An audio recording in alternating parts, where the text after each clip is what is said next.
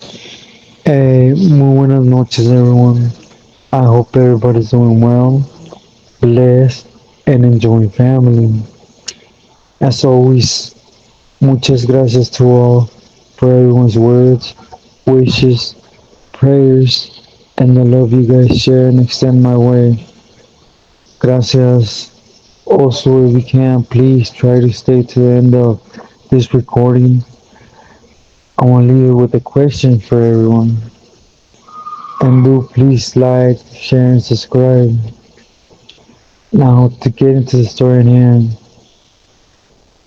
tonight I want to talk about something that I've been touching up from the start that I've been on here, which is a big factor on how unfortunately it works inside. And it's something that even when it was the llavero system, there was a lot of camaradas that will utilize it. Not all of them, right? As feelies, but some they think it's going over the line, right? At least if they respect an individual. But nevertheless, I want to touch on most of the times, you know, the friendship, the carnalismo you have with someone real close on the yard, maybe through the streets, maybe it happened inside, maybe as a child, kindergarten, family said it's going to be utilized to get close to that individual because they feel he messed up. They're going to put a fierro in your hand and request for you to go ahead and boogie, right? But again, let me put this with a little bit of a backbone through a personal experience, right? I'll take you back to 2000. Again, I was an ironwood agent. I had the responsibility on the yard for Terco. But, you know, to be clear, that yard was a southern yard. And it meant basically that besides paisas, sureños were the only ones on the yard, right? There was no norteños, bulldogs. You guys get it. So, of course, there was a lot of camaradas from every angle. So, there was a lot of citric in the sense of ramfla. I'm not going to say that it was, you know, at least to that degree of a citric, but of course, it was a ramfla trip, right? Again, from every angle, from Northern California all the way down to Calexico, San Diego, you guys name it, right? But again, I want to concentrate this on a specific issue, right, that happened, which it started off with a little conflict that arose between the IE car and the San Fernando Valley car. It got to the point where everybody almost lifted up in knuckles or in pieces, right? But it never extended that way for not myself, but the ones that were included that had a palabra in two factions or areas that help ease the situation. But nevertheless, it happened. They were working hand in hand, right? As a team. For the IE car, the homie gangster from Verdugo on their Tortuga from Colton, he was running things, or at least to the sense he was getting Harlem and the IE camaradas they were distributing, and of course that was being respected. With a sum, whatever, a small sum for Terco, and the rest went up to Turtle, right? And it was understood. On the other end, from San Fernando, it was amongst two camaradas. They both had reach to different Billy. For example, Sneaky from Glendale, he was in touch with Peewee, excuse me, from Avenues, and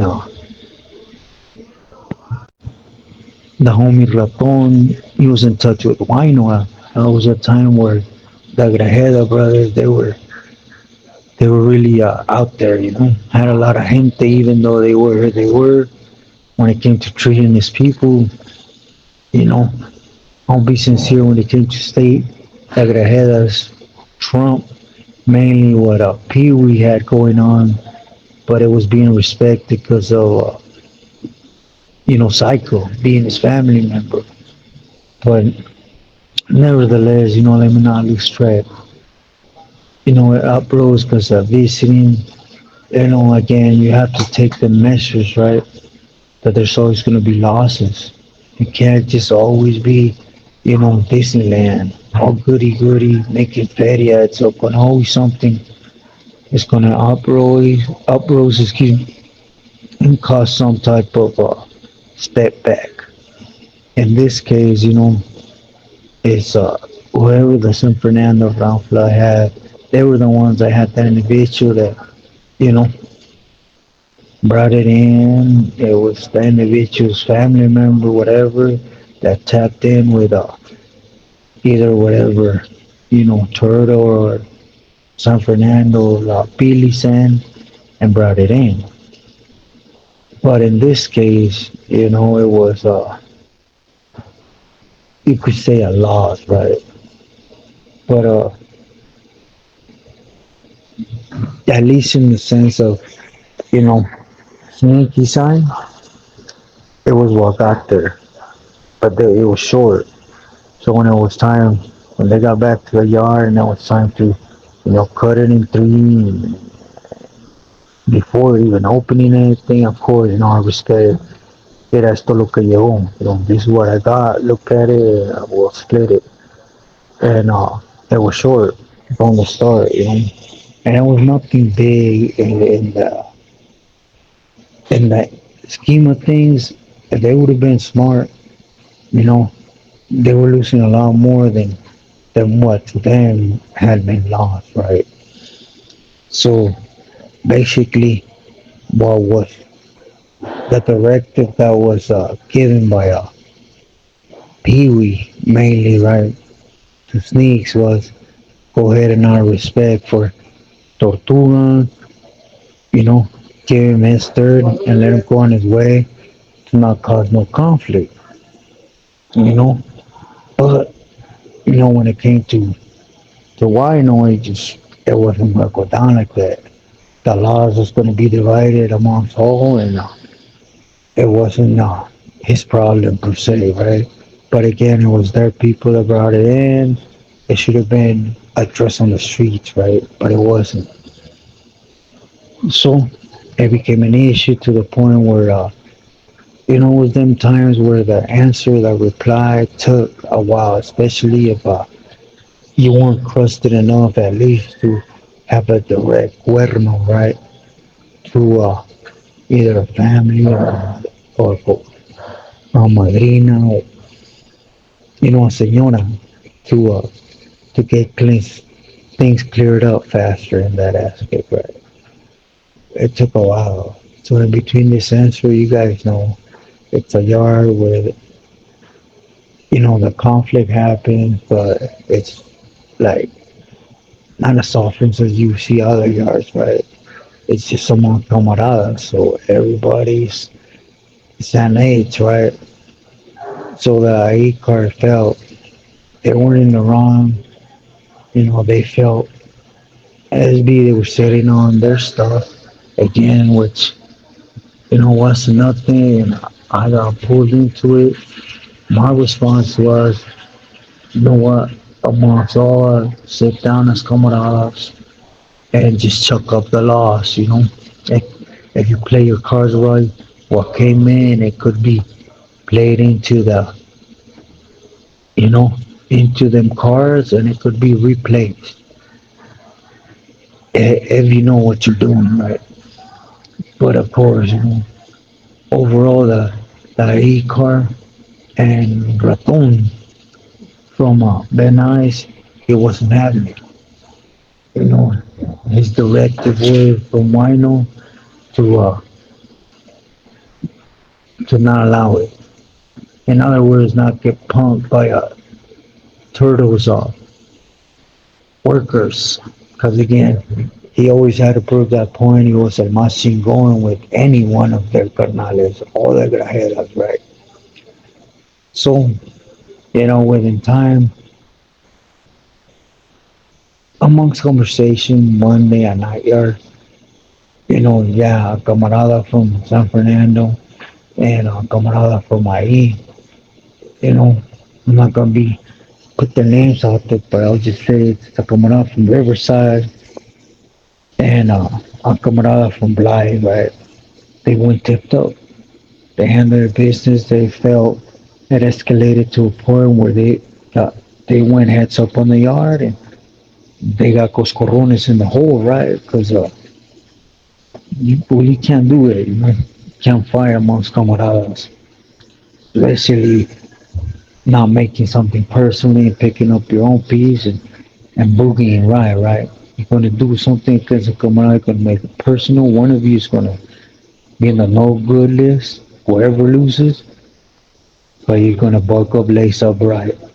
There ain't gonna be no panchito stuff type of thing, right?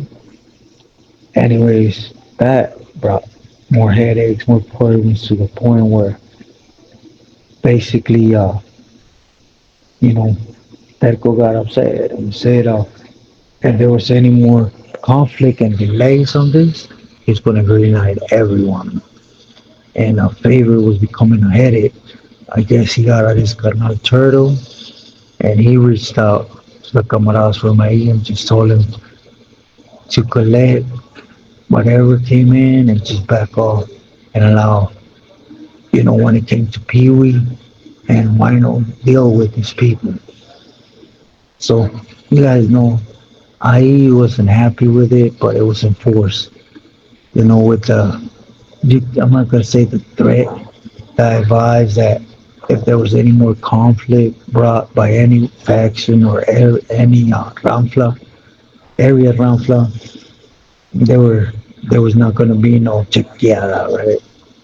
They were automatically gonna, because they were going against the police wishes. So, anyways, that ended that trip. But then it started a big thing amongst San Fernando Valley. You see, then it became a headache. You know, I personally try to ask and try to get involved, right, to find out really what was the problem. Because I didn't see a problem, right? If the I card, boom, it shouldn't have been no issue. But you see, there's some beliefs where power means a lot. For example, with Wino, it came out short. He felt disrespected. So, you know, the people on their pew, they were going to pay the piper. Either pay him or, you know, it was going to be left alone. And, at that point, of course, Pee Wee felt, you know, what it was. Wino was trying to press on him, and it became a pride thing about two Peelies. And when that happened, everybody, right, for short. And there was a big split, per se, in San Fernando Valley. The people followed, some people went with Sneak, like Shady, them, they went with Sneak. And what was on some people, and some people just said, it ain't my issue, and just mind their business, right? And again, I was being brought into this small headache for a Billy allowing Billy to function on the yard. It was Llovedo system. You didn't need to, right? But I want to concentrate on the next thing. You see, let me take you back a little bit. I don't know, we're sneaking and Raton met each other, but they were hella close. You know what I'm talking about? Close. That they knew each other's people in and out. You know, on sneaking, there was a homie from Landale that he had grew up with, you know, since childhood. How far back? I don't know. But the homie Vago from Landell, he went back with him far, and they were always either hugging on the yard or they did the rutina to you could tell, that was legit love. And so, when push came to shove and to touch on the pinpoint, right, of what I'm speaking of, basically, you know, Pee-wee took too long in the replies, right? I don't know his angles, his avenues, his pipelines on the street to communicate at this time, or where he was at in the feds that could have stopped it. But when it came to wino, he had a lot of people in the yard that was in touch with him because you guys recall he was recently in the hole, right there in A. So after a time lapse, when you think about a time lapse in prison, especially when you're used to hitting every other week or so, right? And it becomes you digging in another police pocket. At least that's how I look at it. So then a directive was given to Raton, and it was to have, sneaky whack. And he want and Wino may not play with any chacadas, right? He literally wanted an extra smile from ear to ear across his neck, right? And or at least that P mark on his face, right? That at this time it was already not allowed unless there really there was a reason for him to have there, right? Like you're not completing the mission, and he might walk off, so you make sure you leave that mark so everywhere he lands, you can get that way. But it wasn't the case, right? It was just a lack of communication that at this time it was understood. And I personally expressed this to Perco, but again, Perco didn't want us to be fully involved with what's going on there. So when the directive, I guess, got shipped up to Perco, Perco basically requested Psycho to went through for his primo. The Psycho said he just don't know what his primo want, for whatever reason. So he said to go ahead and do what he thought was wise. And why not what he thought was wise, just allow, you know, Raton to do his thing and you don't get involved, basically. Allow it to play out and hit the brakes on it the minute it plays out. But getting back, to Bago and Sneaky, they're real close. And, you know, I butted in personally when Raton came up to me and said, I want to tell Bago to do it. For reasons, right? Uh, Number one was Bago had 4 years. Number two is just because he knew how close they were from the streets personally, but not given means to utilize the camarada like that, right? It was a personal thing, and I straight up told him what I think should happen is since you're doing this, you should go ahead and lace up and handle it yourself, right? But then, of course, that appeal came out where a lot of winnings hide out behind, right? Which is Billy's palabra, this time Willa, or state for him to direct someone because he wanted him on the yard to keep making feria for him. And there was going to be repercussions. It wasn't a threat, it was worded correctly, right? They're good with that pencil and boca, right? So basically, I told him this is what I can do, right? I can give the camarada respect when it came to Bago and pull him aside, walk with him, and tell him what's being requested, and you know, let him decide.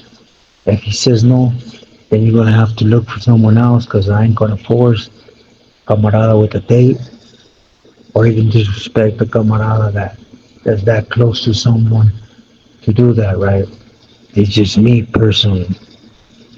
And it was a conduct of, should have been a conduct, right, of Campoleros, but it got lost again. And a lot of people didn't uphold it, right? So it got lost in between. And to my surprise, when I walked by Bow and I told him, look, you're well aware of what's going on. I know Sneaky's keeping you in the loop because I know how close you are. And, the delay on Pee Wee for whatever reason is getting back and butt, Sneaky in the butt because, he's here representing Pee Wee. And I think that turned into a personal disrespect to a Billy. There's nothing being met there or answered. And Sneaky has to be hit. He has to go, period. Now, they're giving this vato the right to go ahead and choose whoever he wants, and he has the blessings from it. You know, I have a whole bunch of people that could go, but it don't work like that. It has to stay amongst who was involved in the issue. And they're requesting for you since you could actually get close to him. And well, I don't need to tell you, why not like his things done correctly. And to my surprise, the homie said Simone. And that's another thing I want to pinpoint in here, right? After he said Simone, I had no reason to even keep mentioning to him on why. I wasn't going to poison his mind with what was right or wrong. His decision was made. We're all grown men, and I gave him the respect. So it was him deciding things, right? So I told him, all right, after this, you will not be hearing from me on the doings, right? You'll be hearing it from Catone. You guys take care of whatever. Just make sure it stays amongst the people that has to be there. Don't cause no drama in the yard. So, time came, and I'm not gonna touch on what happened with Sneaky, but eventually he got hit. Right, he walked off from the hit, but he got hit bad, and then the answer came back from Pee Wee, and he was going to deal with it personally to pay Wino for Wino not to trip and not to hit the brakes on what was going on, so that things get flowing and they get making money. Different mentalities. Let's not lose those that are on the yard, right? Doing things correctly. Wino didn't care about that because he got his money's worth. He got Pee Wee Soldado when he wasn't even at fault. And I don't even know how much time Babu got back there. But you can imagine, that was his, you could say his home was in childhood, but he really boogied on him, to the point where Judas couldn't get him off, and he was trying to complete Wino's mission. There was no doubt it's going to state it in the papers. So, at the end of the day, this happened. Wino got paid, but it just goes to show different abilities, right? Different mentalities. One, he's so power hungry, he didn't allow nothing, no type of drama. The other one's mentality was keep the camaradas good, let them work, and keep pushing. It's kind of like a luck thing. But I want to clarify that this happens often. Unfortunately, you could be on the yard and you could have one road dog that walks with you, does routine or whatever, spreads, and if you ever cross anybody that can state percents of power, he's going to utilize that individual to go ramble on you. And sometimes it's not even an option. It's a common thing. Again, I don't know what happened, but the problem is either way. I seen him on the yard Probably Sneaky never thought his childhood friends had the admirations to actually be close to a Billy to the point where family and home always didn't matter. He's gonna do whatever to get there. And that's also a factor. That's why, I always say be smart, stay loyal to those that are loyal. You see, you could go in and do everything that we're supposed to, as Vago did in this time, right? Per se, at least through a Billy side. But he got real close to Wino, and he was there in courtroom when Wino got clipped. And what do you think happened? Vago had a celly, and that celly he had for a couple years back there. Also, did what he did to Sneaks, because he had them operations too, which was to uphold Billy's wishes no matter what or who stood in the middle. Or maybe it's because what we're there to do, right? No questions asked. But if you're on the streets, there is no reason why to go in and please, or at least go into a guessing game and put your life in the hands of individuals like this. Maybe he wakes up good today, maybe not. Maybe the day he don't wake up good is the day he feels he needs to start cleaning up his crew and starts putting people on the list for no apparent reason. Tell me who's gonna question him? They're his soldados. So, be smart. Value that freedom. A lot of people are gonna say I have no room to talk because I went down that same path, right? Where orders were orders and they had to be met. But you know, later down the line, when I see Sneaky in the dark ages, he was in good standing. But how do you think he felt when his childhood friend left a mark on him from his forehead almost all the way down to his chin, going around towards his cheek? How do you think he felt for life that was going to be there and over nothing? Crumbs. But all it took is one greedy individual that felt he needed to prove a point that he was more powerful in the mix or that he could. And in reality, he did, right? Up until they cut that out. But just how many homies he took with him, giving them time or whatever. So this is just an ending on don't be out there and be allowed for people to fool yourself that there's carnalismo inside, loyalty. And there's a lot of solid camaradas, no doubt.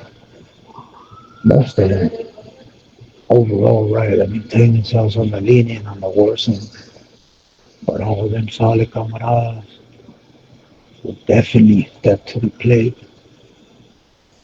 and boogie on you on the request of a tecato.